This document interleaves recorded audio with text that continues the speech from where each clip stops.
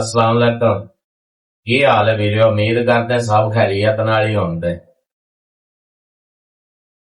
गल ना पूरी सुनिया करो। गल हर दा निचोड़ जेड़ा ना वो एंड ते होंदा जे ते बड़े कम दी गल लभ जानी। उन्हें क्या एक ना बादशाह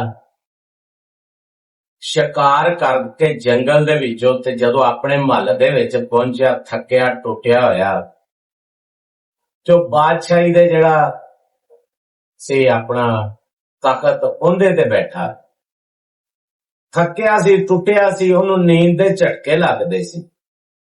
नींद आंदी सी अखां बंद कर लैंदा सी ते एक मक्खी आंदी सी ओहदे नक ते बह के नक दे विच बह के ओनू उठा दिंदी सी।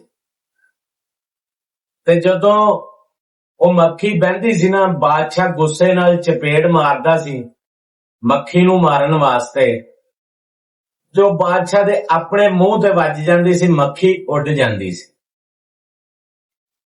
ਇਹ 2-3 ਦਫਾ ਵਾਕਿਆ ਹੋਣ ਤੋਂ ਬਾਅਦ ਨਾ ਬਾਦਸ਼ਾਹ ਦੇ ਕੋਲ ਇੱਕ ਗੁਲਾਮ ਖੜਾ ਸੀ ਹੱਥ ਬੰਨ ਕੇ ਖੜਾ ਹੋਇਆ। ਗੁਲਾਮ ਸਾਰਾ ਮਾਜਰਾ ਦੇਖਦਾ ਰਿਹਾ। ਸਾਰੇ ਮਾਜਰੇ ਤੋਂ ਬਾਅਦ ਜਦੋਂ बादशाह नू गुलाम ने सवाल किया कि बादशाह सलामत गल वड्डी है मुंह छोटा तुसी भी बादशाह सलामत हो ते उन्हें क्या भी गल करना एक कहा कि अल्लाह ताला ने मक्खी नू क्यों बनाया जे? मक्खी नू अल्लाह ताला ने इसे लिए पैदा किया है कि जदों कोई जालिम जुल्म करके ते आप मिठी नींद सौंदा ना ते मक्खी जाके उनदे नक ते उनदे जिस्म ते किते ना किते दंदी वड्डदी आ ते ओनू उठा दिंदी है। ओनू सुख दी सकून दी नींद नहीं सौण दिंदी।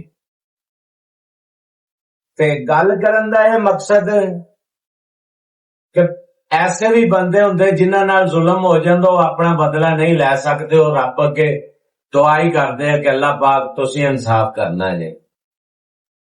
ਇਹ ਫਿਰ ਇਸੇ ਤਰ੍ਹਾਂ ਮੱਖੀ ਦੇ ਜ਼ਰੀਏ ਕਿਸੇ ਕੀੜੇ ਦੇ ਜ਼ਰੀਏ ਅੱਲਾਹ ਪਾਕ ਅਗਲੇ ਬੰਦੇ ਦੀ ਨੀਂਦ ਜਿਹੜੀ ਹੈ ਅਗਲੇ ਬੰਦੇ ਨੂੰ ਜਿਹੜਾ ਥੋੜਾ ਸਜ਼ਾ ਜ਼ਰੂਰ ਦਿੰਦੇ ਆ।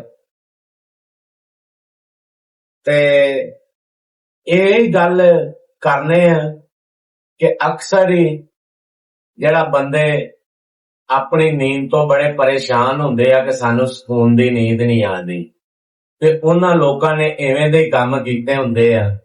किसे गरीब नाल किसे माड़े बंदे नाल जुल्म कीता हुंदा ते इहदे तो परहेज करिया करो। हसदे रहो ते वसदे रहो।